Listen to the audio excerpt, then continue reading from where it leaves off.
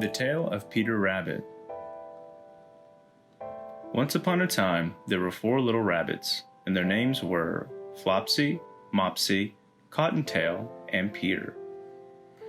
They lived with their mother in a sandbank underneath the root of a very big fir tree. "Now, my dears," said old Mrs. Rabbit one morning, "you may go into the fields or down the lane, but don't go into Mr. McGregor's garden. Your father had an accident there. He was put in a pie by Mrs. McGregor. Now run along and don't get into mischief. I'm going out." Then old Mrs. Rabbit took a basket and her umbrella and went through the wood to the baker's. She bought a loaf of brown bread and 5 currant buns. Flopsy, Mopsy, and Cottontail, who were good little bunnies, went down the lane to gather blackberries. But Peter, who was very naughty, ran straight away to Mr. McGregor's garden and squeezed under the gate. First he ate some lettuces and some French beans, and then he ate some radishes, and then, feeling rather sick, he went to look for some parsley. But round the end of a cucumber frame, whom should he meet but Mr. McGregor? Mr. McGregor was on his hands and knees planting out young cabbages, but he jumped up and ran after Peter, waving a rake and calling out, "Stop, thief!" Peter was most dreadfully frightened. He rushed all over the garden, for he had forgotten the way back to the gate. He lost one of his shoes among the cabbages, and the other shoe amongst the potatoes. After losing them, he ran on 4 legs and went faster, so that I think he might have got away altogether if he had not unfortunately run into a gooseberry net and got caught by the large buttons on his jacket. It was a blue jacket with brass buttons, quite new.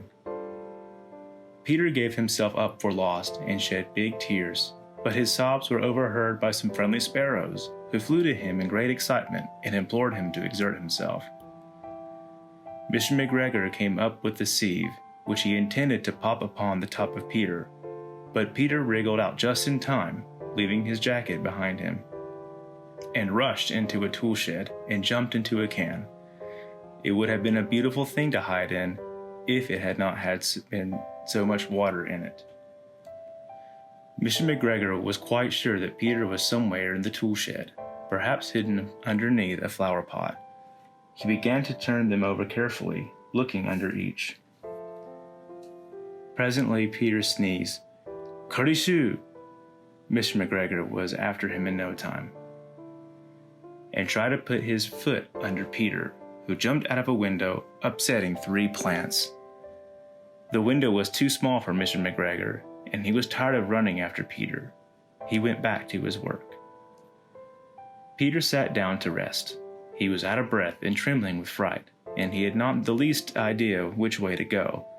Also, he was very damp with sitting in the can. After a time he began to wander about, going lippity, lippity, not very fast, and looking all around. He found a door in a wall, but it was locked, and there was no room for a fat little rabbit to squeeze underneath.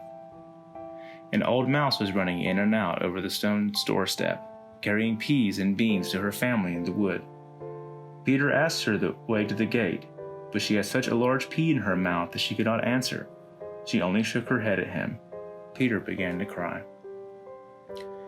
Then he tried to find his way across the garden, but he had become more and more puzzled. Presently he had come to a pond where Mr. McGregor filled his water cans. A white cat was staring at some goldfish. She sat very, very still, but now and then the top of her tail twitched as if it were alive. Peter thought it would be best to go away without speaking to her. He had heard about cats from his cousin, little Benjamin Bunny. He went back towards the tool shed, but suddenly, quite close to him, he heard the noise of a hoe. Scritch, scratch, scratch, scritch. Peter scuttered underneath the bushes, but presently, as nothing happened, he came out and climbed upon a wheelbarrow and peeped over. The first thing he saw was Mr. McGregor hoeing onions. His back was turned towards Peter, and beyond him was the gate. Peter got down very quietly off the wheelbarrow and started running as fast as he could along a straight walk behind some black currant bushes. Mr. McGregor caught sight of him at the corner, but Peter did not care. He slipped underneath the gate and was safe at last in the wood outside the garden. Mr. McGregor hung up the little jacket and the shoes for a scarecrow to frighten the blackbirds. Peter never stopped running or looking behind him till he got home to the big fir tree. He was so tired that he flopped down upon the nice soft sand on the floor of the rabbit hole and shut his eyes. His mother was busy cooking. She wondered what he had done with his clothes. It was the second little jacket and pair of shoes that Peter had lost in a fortnight. I am sorry to say that Peter was not very well during the evening.